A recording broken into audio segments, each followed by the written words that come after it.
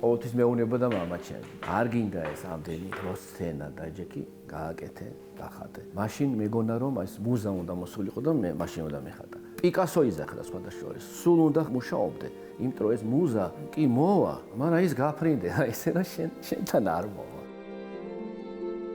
დღეს ფიქრობს, რომ დროსთან ერთად მიხეილ მახარაძემ მართლაც ბევრი მუზა გაუშვა, მაგრამ ნიჭმა, წლებმა და გამოცდილებამ შედეგი მოიტანა. დიდ ხელოვნებაში საკუთარი სახე შექმნა. მიხეილ მახარაძე, კოკი მახარაძისა და ფერიდე მანაგაძის შვილი. ცხოვრებამ დიდი შემოქმედების ოჯახში დაბადების პასუხისმგებლობა აჩუქა. ფერწერასაც გაუცნობიერებელ ასაკში დაუმეგობრდა და დღემდე ინახავს ნახატს, რომელიც 3 წლის ასაკში დახატა. ასე გადიოდა დრო ხატვაში, მამისგან ბევრ პროფესიულ რჩევასაც იღებდა. შემდეგ იყო სამხატვრო აკადემია, გზაზე არაერთი სირთულით. ერთ-ერთი მათგანი იყო სადიპლომო ესკიზის არ მიღება, თუმცა ეს არ გამხდარა შეჩერების მიზეზი. აღმოჩნდა ყველაზე დიდი мотиваცია. მალე ამერიკაში მიწვევა მიიღო და სწორედ აქ წაიღო ესკიზი, რომელიც საბოლოოდ ბოსტონის მუზეუმში აღმოჩნდა. ჩემ სახელოსნოში აღმოჩნდა ცნობილი გალერისტი, ნახა ეს ნამუშევარი, პირდაპირ შემომთავაზა, რომ მე შენი დიპლომი არაფერში არ მჭირდება, წამოდი ისე როგორც ხატავ და მე შეგიქმნი ყველანაირ პირობებს, რომ იქ იშრომო და გამოფენაც მოვაწყო.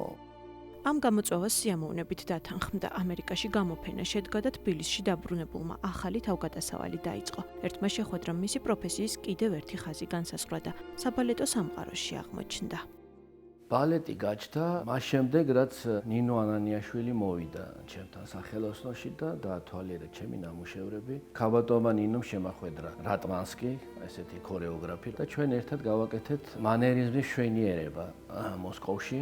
შემდეგ დითიაჩი დაიდგა სიზმრები იაპონიაზე, ცნობილი სპექტაკლი, რომელიც შემდეგ უამრავი ჯილდო მოიპოვა მთელ მსოფლიოში და ჩვენთანაც გავიდა რამოდენიმეჯერ. ბალეტში მიღებული ოვაციები მისთვის შეუცვლელი ემოცია. ფერწერაში კი საკუთარ თავს პოულობს ემოციებს, ფიქრებს და განცდებს, რომლებიც მხოლოდ მას ეკუთვნის და სათქმელსაც ფერების დახმარებით ამბობს. ვეფხისტყაოსანი ჩემთვის არის ღმერთთან კავშირი. ვინ დამბადა შეძლებაც ამანვე მომცა ძლევან მტერთან. მუზა განფენილია დროსა და სივრცეში. ცხოველების თემა, ეს არის დედის პორტრეტი. მისი 3 ყველაზე წარმატებული სპექტაკლია სიზმრები იაპონიაზე, ლეა და მანიერიზმის მშვენიერებანი, რომელსაც მთელი მსოფლიო აქვს მოვლილი. ბალეტისთვის საყვარელ შავ ფერს თითქმის არასდროს იყენებს, განსხვავებით ფერწერული ნამუშევრებისა. ჩემი გამოფენები დაიწყო ამერიკიდან, ეს იყო ნიუ-იორკში, შემდეგ მქონდა ესპანეთში, 2 გამოფენა სევილიაში და მადრიდში. შემდეგ იყო პარიზში პიერ კარდერის ცენტრში, იყო ტულუზაში. საქართველოში ნაკლებად სხვადასხვა. 2-3 გამოფენა მქონდა. არ მიყვარს ხშირად გამოფენების გაკეთება. რაღაც უნდა დაგროვდეს სათქმელი, რომ მაყურებელს მე აჩვენო. ფრთამოტეხილი ანგელოზები არიან, ერთ ცალი ფრთით არიან. ესე ჩვენი ქვეყნიდან გამომდინარეა, ტერიტორიები რო დაკარგული გვაქვს. იმედი მაქვს, რომ გამთლიანდებით და ანგელოზებსაც მეორე ფრთა შეესხმებათ. რამდენიმე თვის წინ კოვენტ გარდენის ერთ-ერთ მნიშვნელოვან ვარსკვლავს ნატალია ოსიპოვას გაუჩნდა იდეა, რომ საცეკვაო ნომრების საღამო გაეკეთებინა. ერთ-ერთი ქორეოგრაფი კი იყო ალექსეი რატმანსკი. ამ იდეის გაჩენის შემდეგ რატმანსკიმ გადაწყვიტა, რომ ოსიპოვასთვის მიეცა დუეტი, რომელიც მიხეილ მახარაძესთან ერთად ჯერ კიდევ 1992 წელს გააკეთა მარენის თეატრისთვის. ეს პრემიერის შემდეგ არავის არსად აღარ უცეკუია. სწორედ რამდენიმე თვის წინ მიიღო მიხეილ მახარაძემ ქორეოგრაფისგან შეთავაზება, რომელსაც დიდი სიამოვნებით დათანხმდა და ორიგინალი ნამუშევრებიც გააგზავნა. დროის სიმცირის გამო ამ ნამუშევრების პროექციის მეშვეობით გაცოცხლება გადაწყდა. ასე შედგა საქართველოს ისტორიაში პირველად ინგლისის სამეფო თეატრის სცენაზე ქართველი მხატვრის მიერ გაფორმებული ბალეტის მიდლ დუეტის პრემიერა.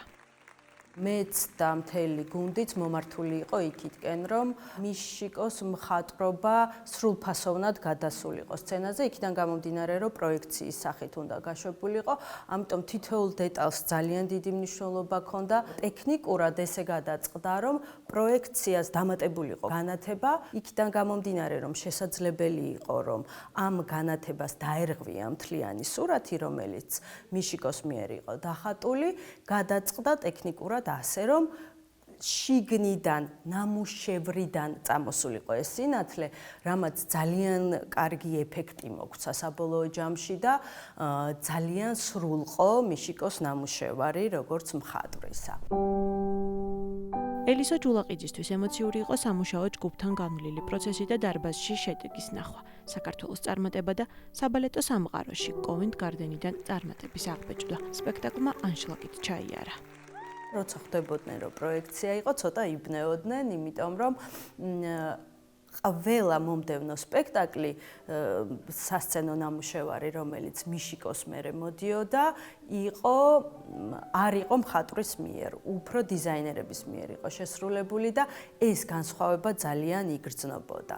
მიხეილ მახარაძეს საერთაშორისო მასშტაბით კიდევ ერთი წარმატება და აღიარება ხვდა წილად. ალბათ ძალიან ბევრისთვის ეს კარიერის მწვერვალად ჩაითვლებოდა, მაგრამ მიხეილ მახარაძისთვის ეს რიგითი ფურცელია. ძვირფასი მიღწევა, მაგრამ არა პროფესიის მთავარი ქიმი. ყველა წარმატების დროს ფიქრობს მამაზე, კოკი მახარაძეზე, რომლის ფიგურაც მონუმენტურ ფერწერაში დღემდე შეუცვლელ სახელად რჩება. კოკი მახარაძე ძალიან თამამად შეგვიძლია ვთქვათ, რომ საქართველოში ყველაზე მნიშვნელოვანი მონუმენტური ფერმწერი, აქვს შექმნილი ისტორიული ტილოები. ჩვენი მიზანია, რომ კიდევ უფრო ახლოს გავაცნოთ მისი შემოქმედება საქართველოს, ამიტომ 5 თებერვალს გაიხსნება მისი პირველი სოლო გამოფენა საქართველოს ეროვნული მუზეუმის ცისფერ გალერეაში, სადაც წარმოდგენილი იქნება მისი როგორც მონუმენტური ნამუშევრები, ასევე ფერწერული და რაც მთავარია გრაფიკული ნამუშევრები და მაყურებელი შეძლებს ნახოს ის დიაპაზონი, რომელიც აქვს კოკი მახარაძეს როგორც მხატვარს.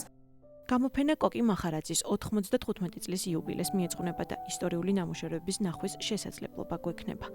კოკი მახარაძემ ვერ ნახა შვილის საერთაშორისო წარმატება, ამიტომ მიხეილ მახარაძის პროფესიულ ცხოვრებას ესევდა და ხვება. ძვირფასი ნამუშევარია მისი პორტრეტი, რომლის ავტორიც კოკი მახარაძეა და რომელიც წლები ამ ოჯახში საპატიო ადგილს იკავებს.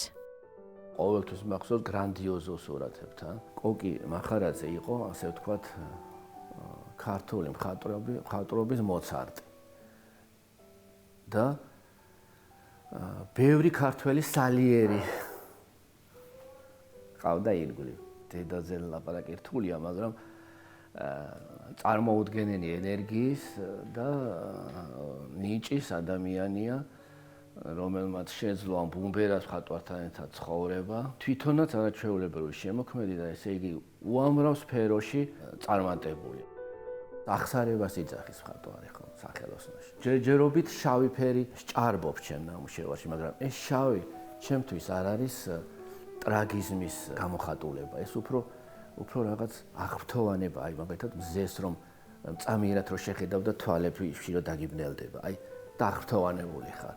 აი მხატვარი ყველაფრიდან აღფრთოვანებული უნდა იყოს.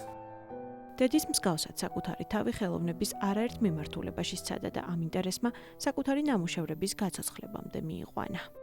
ესენი არის რაღაცა შუალედური ნახატსა და ქანდაკებას შორის. თლად მრგვალი ქანდაკება არ არის, როგორც დედა ჩემი მუშაობს, მაგრამ ეს არის ჩემი პერსონაჟები, ასე ვთქვათ, ნახატიდან გადმოსულები, რომლებიც ჩარჩოებს ვერ ეგუებიან. რემბრანდტი იძახდა, რომ მხატვრისთვის ერთი ცხოვრება არ არის საკმარისი. 80 წლის რო გახდა, მე თქვა, რომ ეხლა გავიგე რა არის ფერწერა. ეს დაუსრულებელი პროცესია და იმედია სხვადასხვა სფეროში რაღაც წარმატებები მოვა, რომ სტიმული შევინარჩუნო ცხოვრების ბოლომდე. მიხეილ მახარაძემ იცის, რომ დიდი ხელოვნების გზა არასდროს მთავრდება, აგრძელებს ძიებას ფერში, მოძრაობაში, სიჩუმეში და იქ, სადაც სათქმელს მისი ხელწერით გადმოსცემს. და ერთი რამ ყოველთვის ახსოვს მამის კოკი მახარაძის გზის ღირსეულად გაგრძელება. კარგად დაცნობიერებს პასუხისმგებლობას, რომელსაც ატარებს და ამ შეგრძნებით ქმნის ხელოვნებას, რომელსაც დღეს უკვე მსოფლიოს სხვადასხვა წერტილიდან გვიზიარებს.